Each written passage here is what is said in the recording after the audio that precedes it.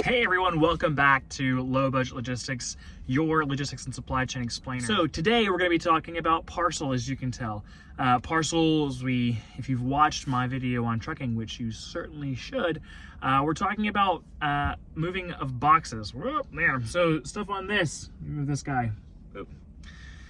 Stuff coming on these trucks, not these, but occasionally it does get moved on that. So the world of parcel, right, is talking about the individual box, and it's wild, and it really is a world of obfuscation, right, which is just sort of, hey, things are confusing and they're intentionally confusing, and it's a world of fees. And so there's a lot of negotiation that happens, especially in a parcel environment, because it's all owned by, some top-down carriers. So the big carriers in the parcel world are UPS and FedEx, as we all know. Next tier down from that would be, I'd say, DHL, and then the post office if you're in the US. Other countries, if you're international, they have their own postal services, and typically those tend to be much better than US postage, to the point that DHL is actually Deutsche Post, which is the German post office. They just happen to be so good, right? Surprisingly, that Germans are good at tricky things. They were so good that they sold their services elsewhere. And so DHL globally is the biggest parcel provider, but here domestically, at least in the US, there's a large competition between UPS and FedEx. There's new up-and-comers in the domestic parcel space. So here in the US, there's other providers that you could be using. They're sort of regional. There used to be LaserShip and OnTrack, which used to be some options. They have actually merged into the same company now. LaserShip was on the East Coast. OnTrack was on the West Coast. Now they're the same company under the name OnTrack. There's other providers as well. Lone Star Overnight if you're in the kind of Gulf Coast region.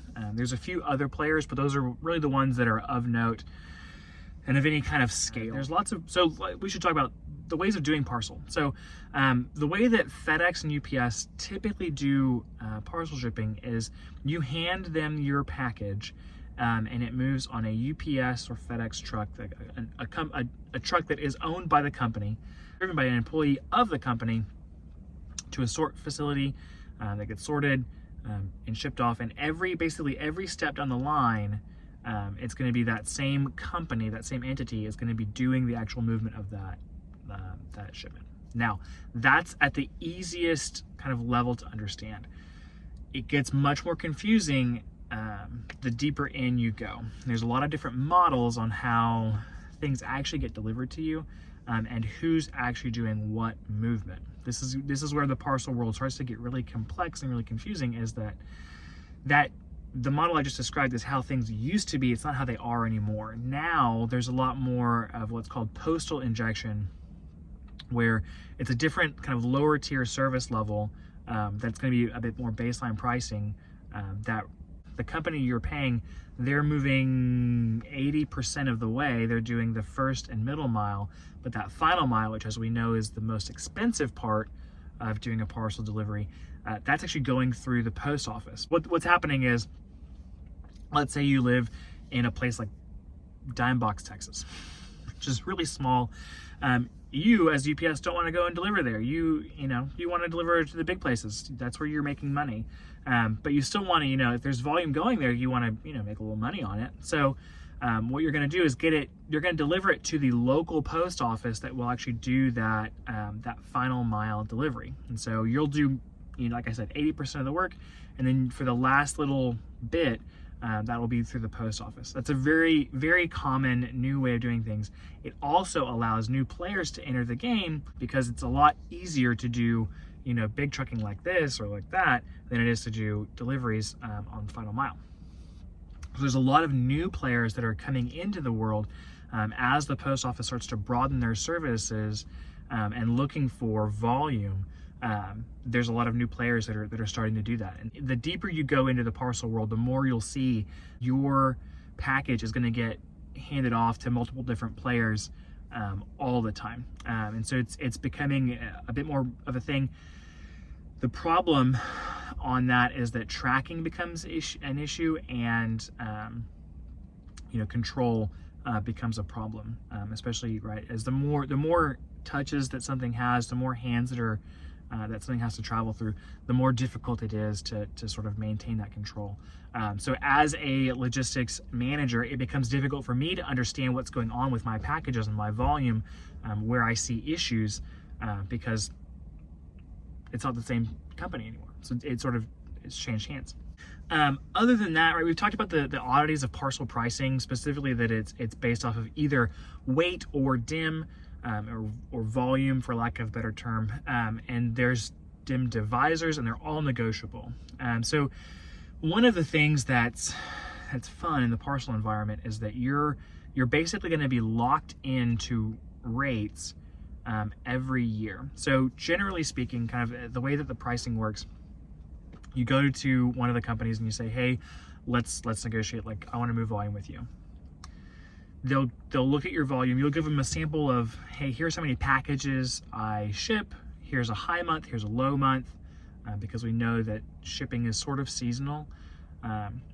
And then you'll give them your daily run, and then the details that you'll give them will actually include like the zip codes that you're shipping to. They'll analyze your data. They'll come back and present you with pricing. So that pricing could be whatever. And all of your pricing will be based off of percent discounts off of published rates. So published rates you can find really anywhere. Online, they're super easy to get to, and you can sort of look at that. Those prices are typically based off of service level and zone and weight and all that stuff, but they're all published online. So you'll get your discounts, and there'll be other sort of tier incentives, there'll be volume discounts, there'll be minimums, there'll be a lot of different things, and then there will also be fees, which you can negotiate. Other thing that will be included, at least on domestic parcel shipping, will be fuel, and fuel is typically not a negotiable thing because fuel, right, everyone basically pays the market price, but fuel is given as a percentage of the total value of the shipment itself. After everything is said and done, all of the surcharges are applied, costs $10, and you have a 10% fuel surcharge, then they're going to add, $1 onto that shipment. So fuel surcharges are always added last, they're always added at the end, and they're typically non-negotiable. But there's some wiggle room there. The other thing is that generally fuel prices are good for a certain amount of time, and those are different based off of the carrier that you're using, and those can be found online as well. So you sort of need to know that, because your pricing that you're paying can actually change pretty rapidly. Some companies are weekly, some companies are monthly. It sort of depends on how volatile the actual fuel market is. So this is sort of a primer on parcel, how it works, where there's complexity. I'll do an entire other video on just the fees that you could see and how they will affect your prices, because that is all like information that you really need to know. If you're interested in doing some shipping, those are things that you'll need to know. I've learned it by doing a lot of negotiations. So that all being said, thank you so much for watching this video. I know this one's a bit more disjointed than I would have liked it to be. I'm in a new space, it's kind of throwing me off, but thanks so much for watching. Hope you enjoyed it. Please leave a like and subscribe down below. If you think this might be interesting for someone and you can explain like, hey, this is why my job is crazy and why it's complex, please share this video with them. If you have any thoughts, questions, comments, concerns, please let them know down in the comments below. If they're good, then I'll do either a Q&A session, or if they're really good, I'll do an entire video on them. Other than that, thank you so much for watching, and I hope you have a great day.